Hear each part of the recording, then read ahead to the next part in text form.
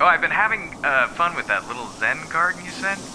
It's weird. I never would have thought to rake sand, but seems like every morning I'm just reaching for that rake out of instinct, making my neat little rows. Anyway, really exciting you're getting into this meditation stuff, honey. So, I got some difficult news. There's been a little hitch with the job up here. I'm sure it's just temporary, but they've put my job on hold. I'm sure I'll be back online eventually. It's not like they can fire me. I mean, this is a one-way trip. I can't I can't go home.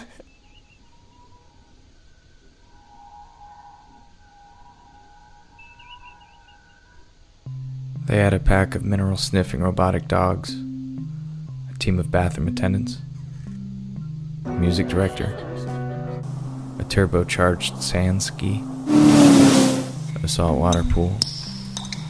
They even paid a guy to sleep. Ted, he got paid to sleep. That's it. But apparently there wasn't a need for thoughtfully designed t-shirts, buttons, and other graphic communications. One day you're sitting at your desk making beautiful new signage and you get a call from some fleece-wearing butthead on Earth. He tells you they're reevaluating your role, that you should hold tight while they figure out the next steps. So you say, okay, sure, and sit there with a fake smile plastered across your face, waiting for a call that never comes. I made sure people around the office knew I was looking for a new gig, but nothing came of it. One day I went to lunch and just never came back. That's when I started in on the DVD box sets and the chips.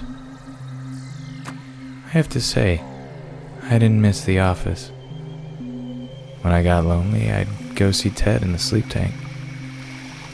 I'd look through that little hatch and wonder what kind of heartbreaking, beautiful dreams were running through that head of his.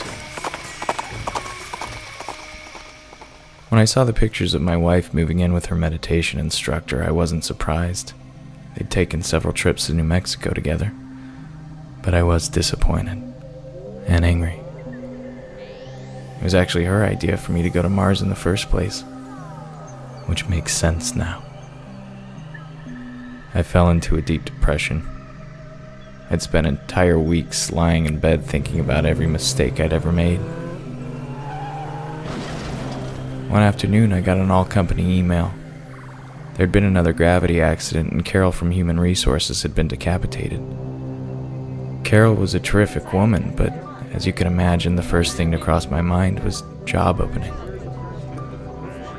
I sent in my resume, and soon after I got a call from Brandon. He said, "You're a super guy, Jeff, and you're super talented, but we decided to go with Ted on this one." And I said, "That's weird, Brandon. Ted's in the sleep tank.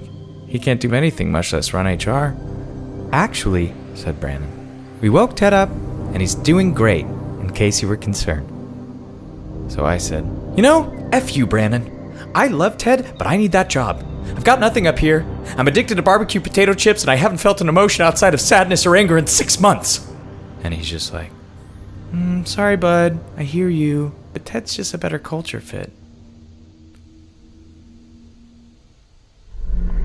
They told me there was a spot for me in the tank. I thought about it for a few days. Turns out they weren't asking. He says, "We're not offering you the sleep tank. We're telling you. You're in the sleep tank." I told him that didn't sound very legal. Plus, I hate enclosed spaces. And he's like, "If you're not going to be a team player, Jeff, and it doesn't seem like you are being one, then I don't know if there's going to be a spot for you in the residences anymore." That's when I told him where he could put his sleep tank.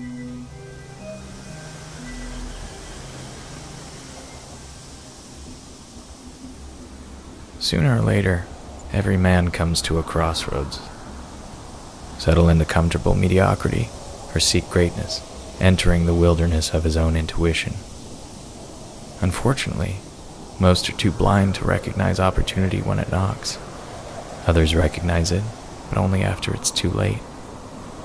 And yet, for some of us, the lucky few, that wake-up call simply cannot be ignored. We take the exit ramp, light out for the territory, our sails full with a mix of rocket fuel and hellfire. With new roads come new joys, also trials, like unpredictable rock storms. Or carbon monoxide breathing GMO monkeys in the canyon. But a gem can't be polished without friction, and so a man forges the tools that will sustain him on the road ahead, meticulously tending to the garden of his soul. And when it finally bears the fruits of his labor, well, then he will know the satisfaction of being nobody but himself.